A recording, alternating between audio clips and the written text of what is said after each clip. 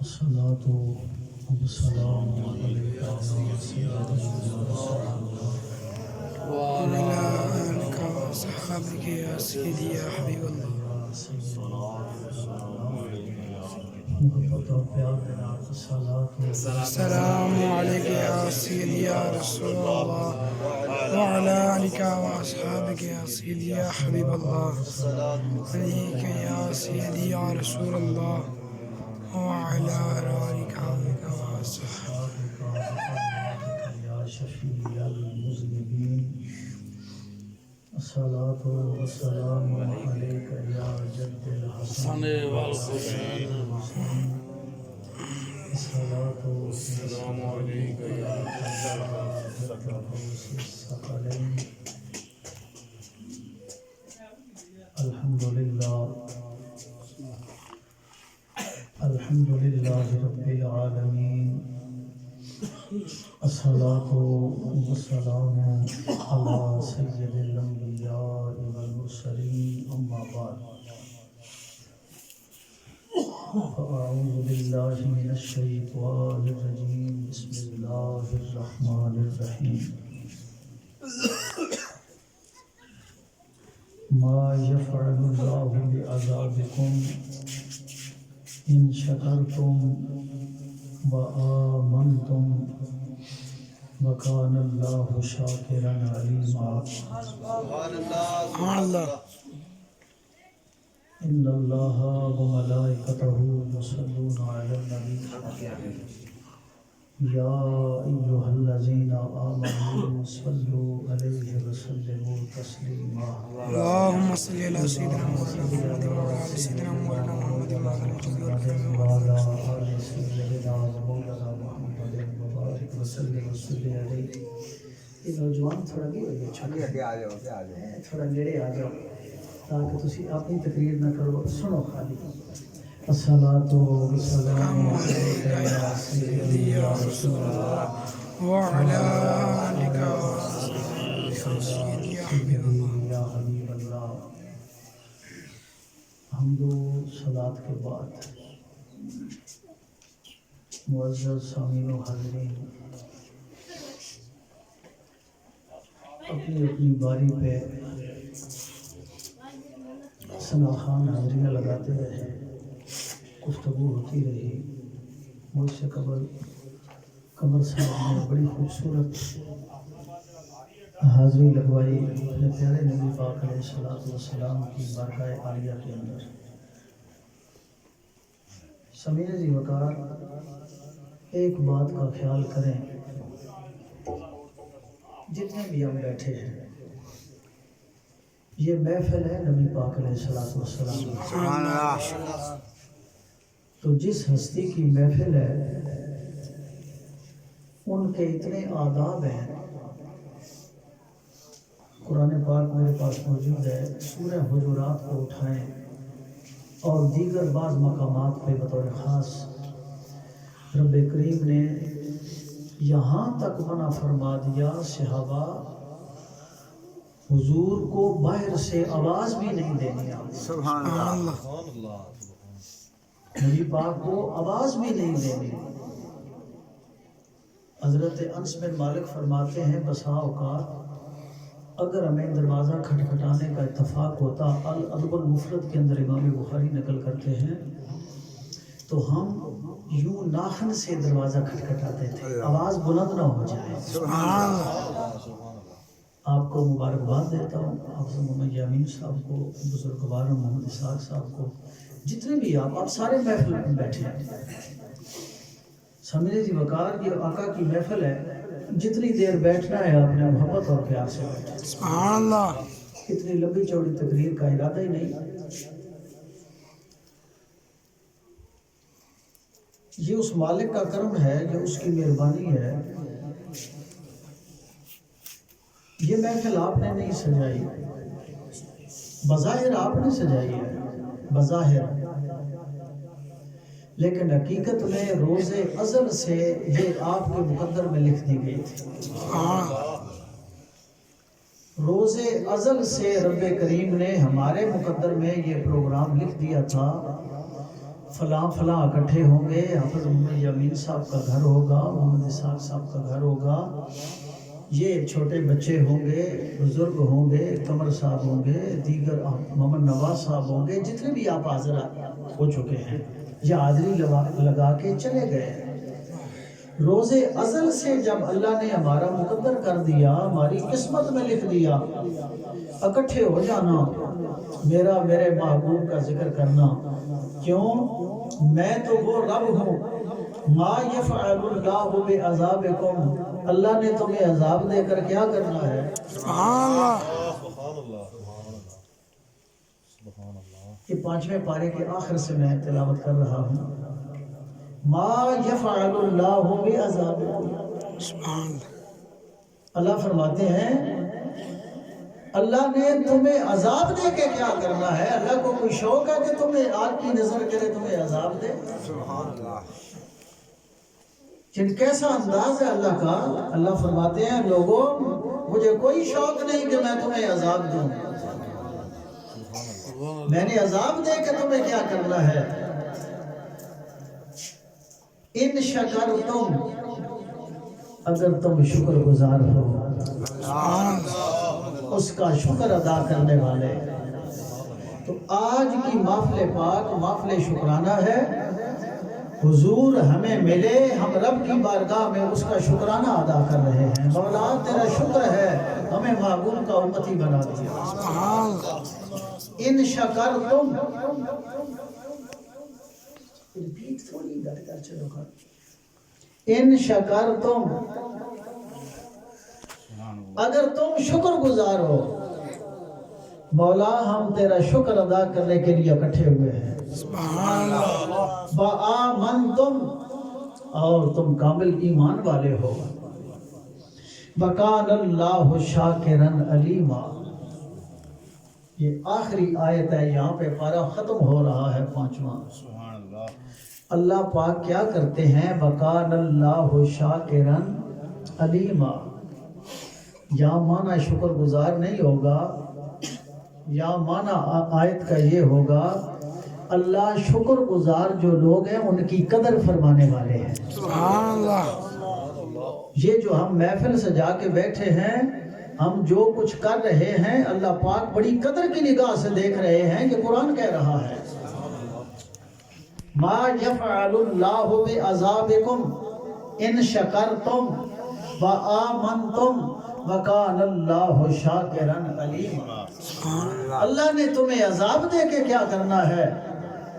اگر تم اس کے شکر گزار ہو چکے ہو، شکر گزاری کر رہے ہو، اور اس پہ تمہارا ایمان ہے، کامل ایمان والے بن گئے ہو، وکان اللہ شاکرا علیما، تو اللہ کی ذات وہ ہے کہ جو شکر گزار بندے ہو جائیں، جو رب کو ماننے والے ہو جائیں، اس کے معبود سے پیار کرنے والے ہو جائیں، تو اللہ فرماتے ہیں کہ ہم ان کی قدر کرتے ہیں۔ سبحان اللہ۔ اللہ ہماری قدر کرے، ہم اس کے شکر گزار بندے بنے، محبوب کی محفل سجی ہو، ہم آپس میں بات کریں، یہ کیا ہے؟ سبحان اللہ۔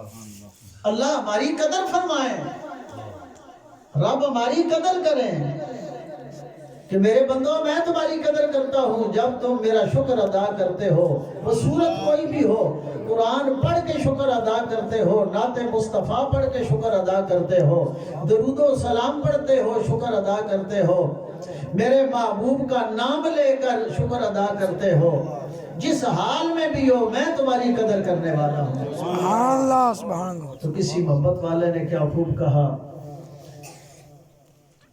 منگتوں کو سلطان بنایا، کوئی آدمی چھیڑنا نہیں ہے اسے اسپیکر کو، منگتوں کو سلطان بنایا، میرے کمبلی والے نے منگتوں کو سلطان بنایا، سارے حضور کی نعت پڑھیں، رب ہماری قدر فرمانے والے ہیں، منگتوں کو سلطان بنایا، میرے کمبلی والے نے منگتوں کو سلطان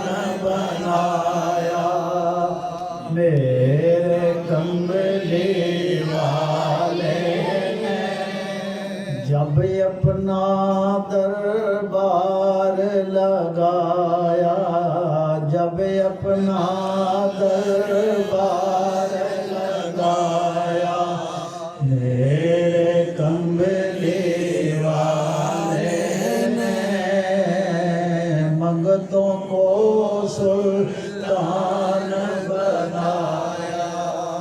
मालो ज़र की बात नहीं है, सुभान अल्लाह। ये तो कर्म की बातें हैं। बेशुमार लोग आपके इलाके में, हर इलाके में बड़े बड़े पैसे वाले हैं, बड़ी बड़ी दौलत वाले हैं, दौलत कसीरा के मालिक हैं, लेकिन जिसके मुकद्दर और किस्मत में होता है हुजूर अपने दरवाजे में बुला लेते हैं। जिसके मुकद्दर में होता है हुजूर की महफिल अपने घर में सजा लेता है। अल्लाहु अकबर, सुभान अल्लाह। वो बड़े इश्क वाले लोग हैं, बड़े मुकद्दर वाले लोग हैं, प्यार वाले लोग। मालो ज़र की बात नहीं है, ये तो कर्म की बातें हैं। जिसको चाहा दर पे बुलाया, जिसको चाहा दर पे बुलाया, मेरे कमली वाले ने जिसको चाहा दर पे बुलाया। आप गए हैं ना, हुजूर की बारगाह में हाज़िरी दे के आए। 13 अप्रैल को मैं वापस आया। वो कई दफ़ा मैंने वो मंजर पेश किया है। 10 अप्रैल सहने नबवी में हुजूर की बारगाह में बैठा हुआ था, मेरे पास से कुछ नौजवान गुजरे, इंडोनेशिया के रहने वाले थे। मुझे थोड़ा सा उन पे शक हुआ कि एक दूसरे का हाथ पकड़ा हुआ, किसी ने दूसरे के कंधे पे हाथ रखा हुआ। मैं कहा ये मामला क्या है? नमाज असर पढ़ कर बैठे थे, नमाज असर पढ़ के हुजूर की बारगाह में।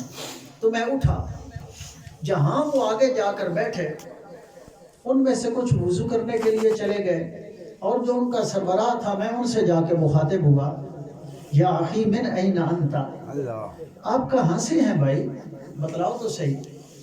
तो वो कहने लगा अना मिन इंडोनेशिया, मैं इंडोनेशिया का रहने वाला हूँ। माइस्मो का, आपका नाम क्या है? इब्ने अब्दिल्लाह। उसने मेरा नाम पूछा, मैंने अपना नाम बताया, एक दूसरे का शुक्रिया अदा किया।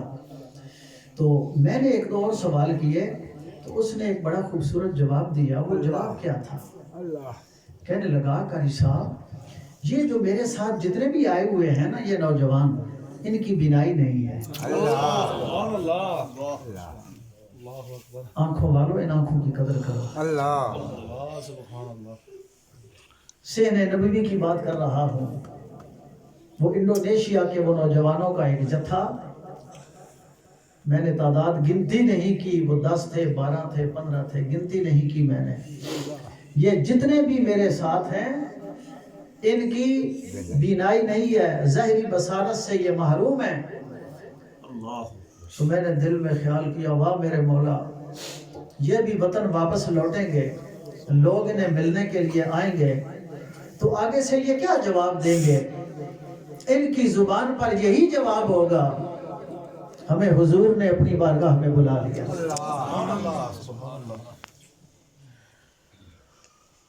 हम बाबुस्सलाम में दाखिल हुए, हम असहाबे सुफ़ा के चबूतरे पे बैठे। सुभान अल्लाह। हमारी तो हिम्मत नहीं थी कि हम जाएं, ये तो हमारे प्यारे महबूब ने अपनी बारगाह में बुला लिया। हमने ज़ाहिरन तो कुछ ना देखा, पर हुजूर की बारगाह में दरूद और सलाम पढ़ते रहे। हम हुजूर की बारगाह में हाज़िरी दे के आए हैं। जो भी मिलने वाला आएगा उसे ये तो कहेंगे हम बड़े खुश नसीब हैं, हमारे मुकद्दर और किस्मत बड़ी चमकती दमकती रही कि हम हुजूर के मेहमान बने रहे और हुजूर की रहमतें हमारे ऊपर निशावर होती रही। सुभान अल्लाह। मंगतों को सुल्तान बनाया, मेरे कमली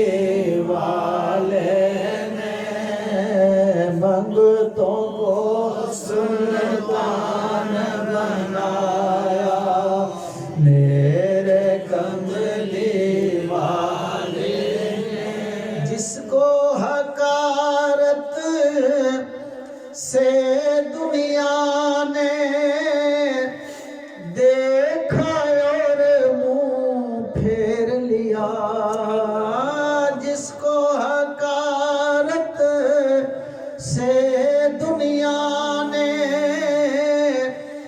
دیکھا اور منہ پھیر لیا اس کو بھی سینے سے لگایا اس کو بھی سینے سے لگایا میرے کملی والے نے اس کو بھی سینے سے لگایا میرے کملی والے نے.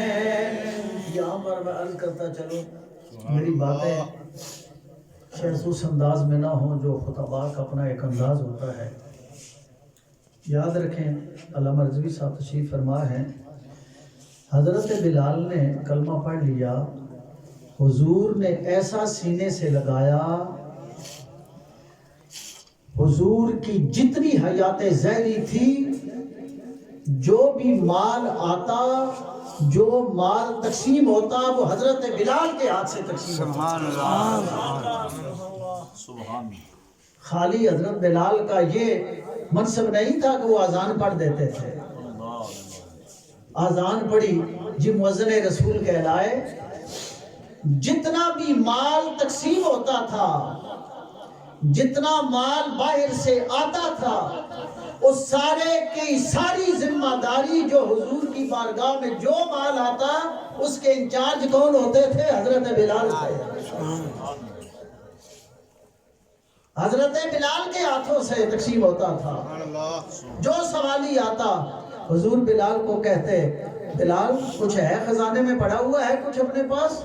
حضور نہیں ہے جاؤ کسی سے ادھار لے آؤ یہ سائل خالی نہ جائے. حضرت بلال فرماتے ہیں میں باہر نکلا بازار میں ایک مشرک وہ مجھ سے مخاطب ہوا بلال مجھ سے بھی ادھار لے لیا کرو مجھ سے بھی ادھار لے لیا کرو. حضرت بلال نے کہا ٹھیک ہے آپ سے لے لیتے ہیں. حضرت بلال اس سے بھی ادھار لیتے رہے اور واضح رہے. میں نے پہلے بھی ایک دفعہ بیان کیا پھر میں اثر نو بیان کر رہا ہوں. نبی پاک علیہ الصلوۃ والسلام اپنی فیاضی کی وجہ سے اپنی سخاوت کی وجہ سے اکثر و بیشتر حضور مقروض رہتے تھے. حضور کے اوپر قرض رہتا تھا اکثر و بیشتر. یہ آپ کی جو سیرت طیبہ ہے اس میں یہ بات بالکل واضح ہمیں نظر آتی ہے. حضرت بلال فرماتے ہیں ابھی اس مشرک کے 4 دن باقی تھے وہ مال واپس کرنے میں 4 دن باقی تھے کہ وہ آیا اور اذان کا وقت تھا اور مجھے مخاطب ہو گیا. اوے ابشی ان الفاظ کے ساتھ مخاطب ہوا تیرے 4 دن باقی ہیں جو تو نے مال واپس کرنا ہے میرا. حضرت بلال کو کہنے لگا وہ مشرک کہنے لگا اور ساتھ چند ایک اور اوباشوں کو بھی ساتھ لایا اگر تو نے وقت پر مال واپس نہ کیا اس کی ادائیگی نہ کی تو میں تم سے جنگل میں بکریاں چرواؤں گا. یہ الفاظ تھے اس کے جنگل میں تم سے میں بکریاں چرواؤں گا. حضرت بلال رضی اللہ تعالیٰ عنہ عشاء کی نماز ادا کرنے کے بعد میرے آقا کی بارگاہ میں حاضر ہو گئے. یا رسول اللہ آج فلاں بندہ آیا ہے بے عزتی کر کے گیا ہے اس بدبخت نے بڑی تلخ کلامی کیا میرے ساتھ کیونکہ اس سے بھی میں ادھار لایا ہوں. یا رسول اللہ مجھے اجازت دے دیجئے میں چلا جاؤں. اپنا تھیلا لے لیا اپنے سرانے رکھ لیا. یا رسول اللہ میرا جی چاہتا ہے کہ صبح میں چلا جاؤں جب سارا انتظام ہو جائے تو میں واپس آ جاؤں گا.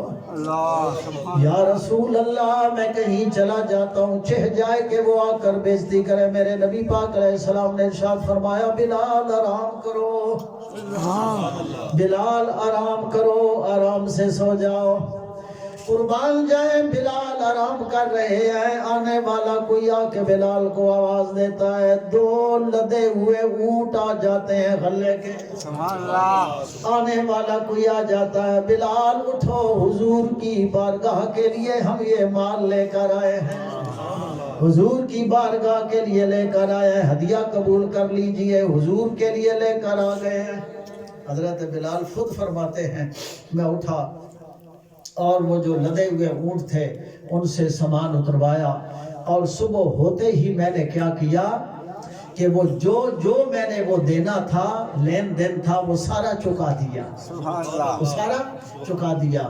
حضرت بلال ارشاد فرماتے ہیں لوگوں، حضور علیہ السلام کے آخری یوم تک بھی جو کچھ تقسیم ہوا میں بلال کے ہاتھوں سے تقسیم ہوتا رہا، اور یہاں تک کہ جس روز آقا کا وصال ہوا ایک یہودی کے ہاں حضور کی ذرہ مبارکہ وہاں پہ گروی رکھی ہوئی تھی۔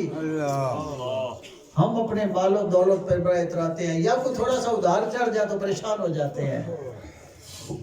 نا وہ کائنات کے مالک آئے۔ حضور کی سیرت طیبہ کے حوالہ سے، میلاد پہ حضور کی سیرت کے حوالہ سے بھی دو چار باتیں عرض کر دو۔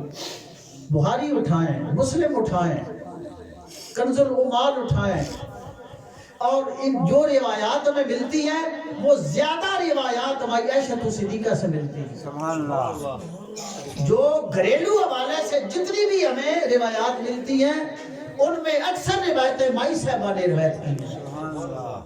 مائی صاحبہ ارشاد فرماتی ہیں آل محمد کے گھرانے میں سبحان اللہ، جب ہم مکہ سے مدینہ آ گئے تھے تو مدینہ میں رہتے ہوئے آل محمد کے گھرانے میں کبھی بھی دو کھانے دسترخوان پر اکٹھے نہیں ہوئے۔ حضور کے دسترخوان پر،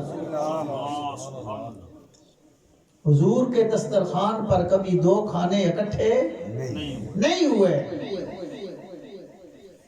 دوسری روایت میں سیدہ عائشہ صدیقہ رضی اللہ تعالی عنہا، آج ہم دوڑے لگاتے ہیں، ٹھیک ہے لگانی چاہیے، اپنی اولاد کے لیے لگاؤ، مکان بناؤ، کھانے لوگوں کو کھلاؤ، اولاد کے لیے سب کچھ تگو دو کرو، لیکن حد سے تجاوز کرنا، ہوتے ہوئے بھی ناشکری کرنا، قرآن کہتا ہے ان شکرتم و آمنتم، اگر تم اس کے شکر گزار بندے ہو تو تھوڑا ملے تب بھی شکر ادا کیا کرو، زیادہ ملے تب بھی شکر ادا کیا کرو۔ مائی صاحبہ کی زبانی یہ بھی حدیث ہے، مائی صاحبہ فرماتی ہیں بسا اوقات ایک مہینہ تک امہات المومنین کے گھروں میں چولہا نہیں جلتا تھا۔ ہمارے ہاں ہماری خواتین کا کیا حال ہے؟ اگر ایک وقت میں تھوڑا کھانا نرم ہو جائے، حضور کی سیرت طیبہ ہمیں کیا سبق دے رہی ہے؟ اس میلاد پہ ہم نے اسباق یاد کرنے حضور کی سیرت کے، امہات المومنین کے، سیدہ عائشہ صدیقہ کے، سیدہ میمونہ طیبہ طاہرہ کے، سیدہ خدیجہ الکبریٰ کے۔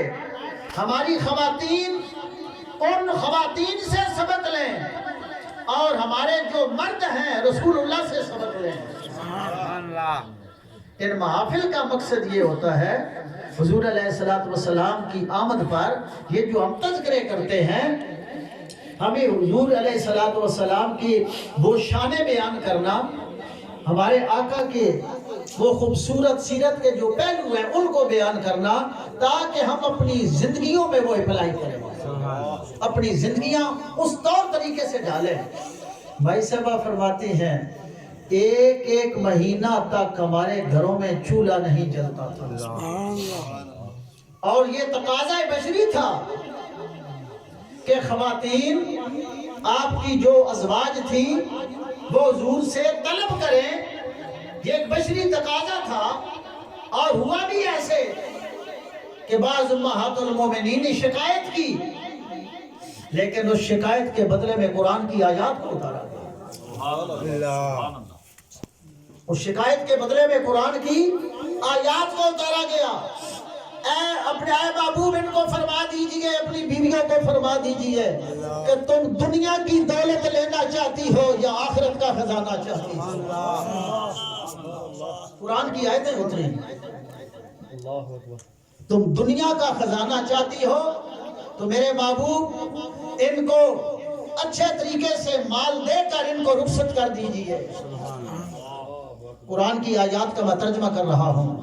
میرے محبوب اپنی ازواج کو بتلا دیجئے، اپنی بیویوں کو بتلا دیجئے کہ تم دنیا کی دولت چاہتی ہو تو میں محمد تمہیں دینے کے لیے تیار ہوں، ان کو رخصت کر دیجئے، اور اگر تم آخرت کا خزانہ لینا چاہتی ہو، آخرت میں اجر عظیم لینا چاہتی ہو، تو اب بتاؤ کیا چاہتی ہو۔ سبحان اللہ۔ اور واضح رہے ان میں جو اکثر ازواج مطہرات تھی وہ کھاتے پیتے گھرانوں سے تعلق رکھنے والی تھی، بڑے گھرانوں سے تعلق رکھنے والی تھی، لیکن یہاں آ کر حضور کی بارگاہ میں جب قرآن کا اتارا جانا ہوا، آیات اتر گئی، ان سب خواتین نے، ان ازواج نے فقر کو